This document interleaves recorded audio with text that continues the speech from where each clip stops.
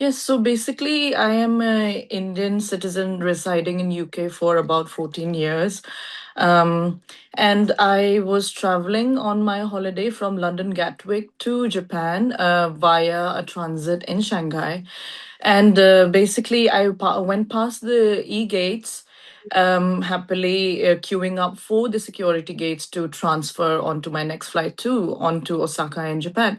And one of the officials from the Chinese immigration came over and singled me out of the queue. Basically said, "Look, India, India." Took my name and something and took me out. So I asked her what is happening, and she basically didn't say much and just basically asked me to follow her. Took me close to the e gates where there is the immigration.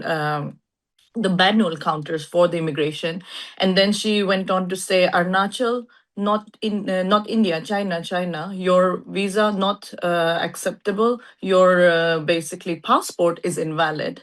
Very confusing moment, obviously, because never heard of that before. We obviously are a proud Indian citizens, all residents of Arunachal Pradesh. Um, and basically, she wouldn't give me an explanation. She wouldn't let me go back into the queue. Said you cannot board the plane. Then other officials came. So actually, I probably interacted with around 10 other immigration officers. So another lady came, took me to another part of the airport. And in fact, when I tried to question them and ask them what was the issue, they said Arunachal is not part of India very clearly. And they said you should apply, and started mocking and laughing and saying things like, you should apply for Chinese passport, you're Chinese, you're not Indian. Some mockery around there. Then basically they took me to the transfer desk of China Eastern, which is next to an immigration desk, and they would just keep basically sending me from one desk to the other. So if I ask the Chinese airline, they tell me to go to the immigration tells me to go to them. And they basically didn't give me a straight answer. I said, where is the law? What rights have you got to hold me back here? So ultimately, it took about 18 hours for me to get out of Shanghai. What is shocking to me is I have, in fact, transited through Shanghai in the past, a year ago, with no issues at all. In fact, the first time that I ever transited through China, I spoke to the Chinese embassy in London, and they said, with a short layover of about 3 to 6 hours, you don't need a visa. So obviously, I work actually in the regulatory space in London as well. So I know that how important rules are, and I'm well aware of the regulations. And obviously, I wanted to make sure that I knew what I was doing before I flew out. And obviously, I have transited very successfully and easily through Shanghai before, through China, having consulted the Chinese embassy in London.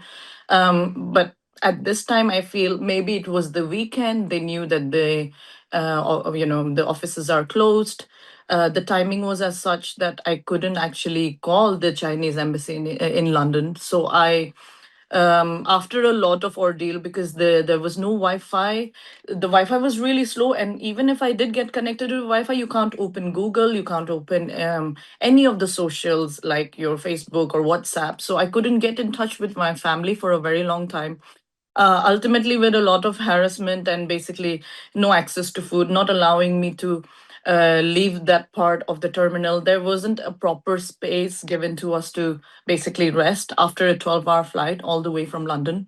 Um, at one point in time, because I kept going up to them every hour or so, asking them what is the issue, why they're holding me back, what legal rights or rules do you have that says that Indian nationals, and they would just dismiss every time I tried to speak to them. In fact, in a very unprofessional manner.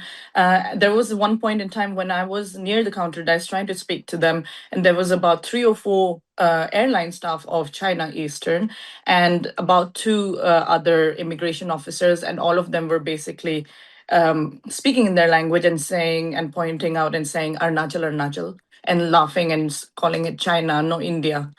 So that kind of very humiliating, questionable behavior from the immigration staff as well as the airline staff. Um, yeah, so it was quite an ordeal until finally I got hold of a friend, basically by calling using their landline. I basically said to them, look, I have legal rights. I need to call a lawyer or something. You have to give me ways to communicate with somebody. Nobody knows I'm stuck here. So I called up a friend in London. They helped me to basically get the details, because even if I had a little bit of internet, it doesn't open Google, so I couldn't find the immigration details. So I called up the Shanghai and Beijing Indian embassies, and within an hour, very very helpful, in fact, and very glad that the Indian officials came to the airport, and then basically they got me some food, and basically spoke through the issues with them and helped me get out of the country. So a very long ordeal, 18 hours, but glad that I'm out of there. Yeah, but obviously I've missed my flights, my all the plan that I had. It took a lot of time to even get the visa for Japan. I had all the right documents, everything. I don't understand, and I can even check on the rules. It says that you don't need a transit visa if your stay is less than a couple of hours. I was only there for 3 hours, but their argument was I don't have a valid document. I mean, I have traveled to 58 countries. I have used my Indian passport everywhere. It's a valid document, but apparently not in China. I guess you also wrote to the senior officials as well. If you can talk to us about that. Yes, I mean, so once I got out of there, obviously very exhausted. So the next day I looked up whatever details I could find on the internet. So I basically wrote an email copying in a Ministry of External Affairs, the PMO office, CM of Arunachal Pradesh, Foreign Secretary. So whatever information I could get hold of the higher ups in the government, basically I have written out to them. Obviously, such an incident shouldn't happen to someone who is just a normal citizen. Like, I don't even work for the government, so I don't have a say in such diplomatic matters. And just to be harassed for so many hours, I think it might be quite a tactic used by the Chinese government to hassle citizens of India, and especially from Arunachal, because it was the weekend as well. So they know that government offices are closed in such hours. But yeah, so that's how it all panned out. And I'm just grateful to Mr. Rajat and his team from the Indian Embassy who helped me get out of there finally around 10:30 p.m. So I was stuck for quite a while there. This brings me to the last question, ma'am. Any expectation and assurances given from the side on any expectations going forward? What would be your take? I would say, I mean, obviously, I want to raise this awareness that, residents, and especially residents of the northeast of India, should not face such,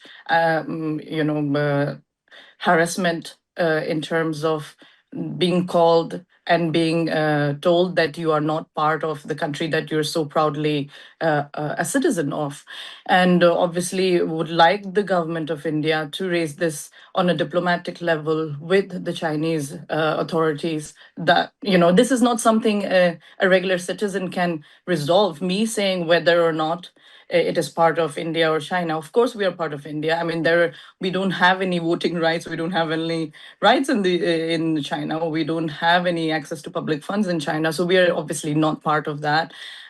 We speak should Hindi. We don't understand C of Chinese. We are all Indian.